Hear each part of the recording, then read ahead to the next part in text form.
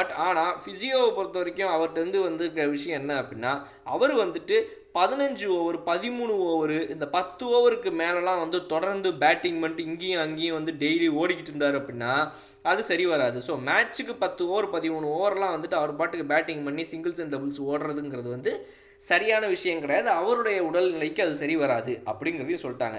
அவருக்கு ஏஜ் ஆகுது. இந்த ஏஜுக்கு பார்த்தீங்க அப்படின்னா அவருடைய கால்களோ உடல்நிலையோ முன்னாடி எப்படி இருந்துச்சோ அதே மாதிரி இப்போ கிடையாதுல்ல, எல்லாருக்கும் இருக்கிற மாதிரி தான். ஸோ அதனால் மகேந்திர சிங் தோனி அவர்களுடைய இதில் மூவ் ஆகுறாரு, போகிறாரு, வராரு, ஓடுறாரு, எல்லாம் ரைட்டு. பட் ஹெவி ஒர்க்லோட கொடுக்கக்கூடாது அப்படிங்கிறத நம்மளுடைய ஸ்டீஃபன் ஃப்ளெமிங் அவர்கள் சொல்லியிருந்திருக்காரு.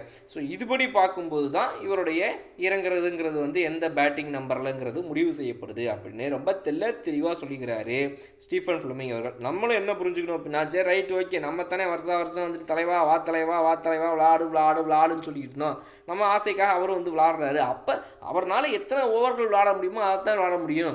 எல்லா மேட்சும் நீயே தான் ஜெயிச்சு கொடுக்கணும், நீயே தான் பண்ணணும், என்ன தலைவா சொல்கிறது, நம்மளும் லைட்டாக கொஞ்சம் விட்டு கொடுத்து போகலாம் அப்படிங்கிறத இந்த வீடியோ மூலமாக நம்ம கொஞ்சம் புரிஞ்சுக்கலாம்.